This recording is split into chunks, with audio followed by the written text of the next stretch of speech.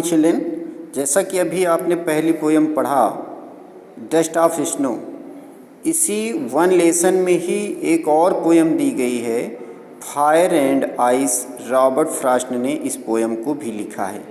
Fire and ice, fire means होता है आग और आइस मीन्स होता है बर्फ़। यहाँ पर आग और बर्फ़ ये दोनों का जो तात्पर्य है वो इस पोयम में पोएट ने बताया है।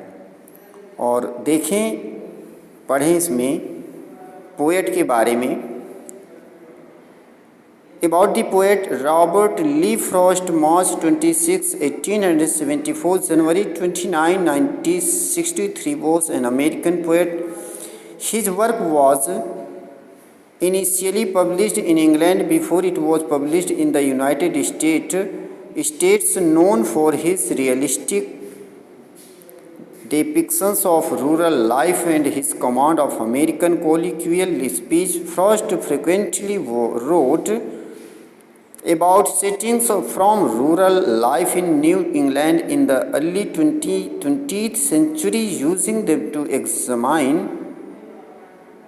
complex social and philosophical themes. उन्होंने जो लिखा है वो इंग्लैंड के ग्रामीण क्षेत्रों के विषय में ज़्यादा लिखा है। अबाउट दी पोएम, कविता के बारे में सुने।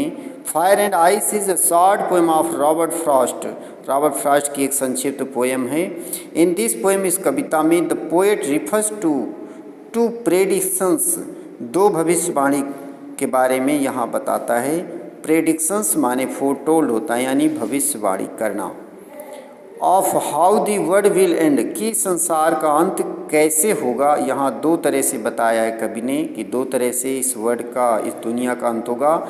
शम से will it will end in fire, कुछ लोग कहते हैं कि दुनिया यानी संसार आग से नष्ट होगी। वेरियाज अदर से, जबकि कुछ दूसरे लोग कहते हैं it will end in ice, कि दुनिया बर्फ़ से समाप्त होगी। वेरियाज मीन्स जबकि। अकॉर्डिंग टू दी पोएट, कवि के अनुसार fire stands for desire, greed, avarice और लस्ट, यानी कवि के अनुसार आग का मतलब होता है डिजायर, इच्छा, लालच अधिक करना, और लस्ट माने हवस आदि होता है ये फायर का मतलब। The more you try to satisfy them the more they grow, यानी जितना उनके पास होता है वो उतना उनका लालच और बढ़ता है। There is no end to it, लालच का कोई अंत नहीं होता है। और यहाँ देखें एवराइस और लस्ट मीन्स हवस होता है, और लालच मीन्स एवराइस मीन्स लालच होता है, ग्रीड मीन्स भी लालच होता है। फ्रॉम द टेक्स्ट, यानी किताब के लेसन से देखेंगे। Some say the word will end in fire, some say in ice. From what I have tasted of a desire, I hold with those who favor fire. कभी कहता है कि कुछ लोग कहते हैं कि ये दुनिया आग से नष्ट होगी, माने अंत होगा दुनिया का। शम से इन आइस, कुछ लोग कहते हैं बर्फ़ से होगा। From what I have tested of desire, और मैंने जो अनुभव किया है वह इच्छा, अर्थात आग से दुनिया नष्ट होगी। I hold with those who favour fire, मैं तो उन चीज़ों, मेरा तात्पर्य उन चीज़ों से है जो आग से नष्ट होगी दुनिया। देखें स्टेंजा नंबर 2, कविता में पैसेज ना कह के स्टेंजा कहते हैं।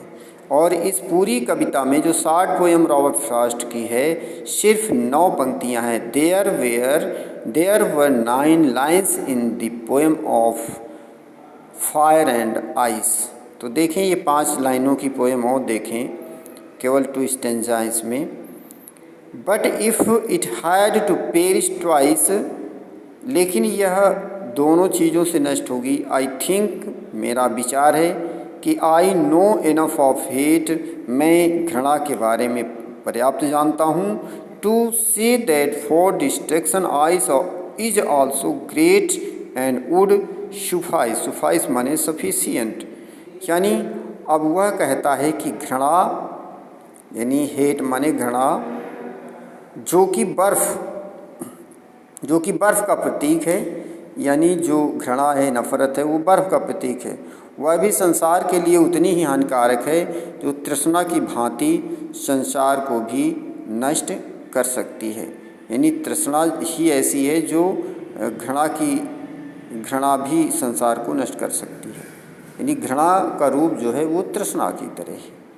तो यहाँ देखें कि the lesson, the poem fire and ice, यानी आग और बर्फ़, has been finished and the lesson next I will teach you next day. Thank you, have a nice day.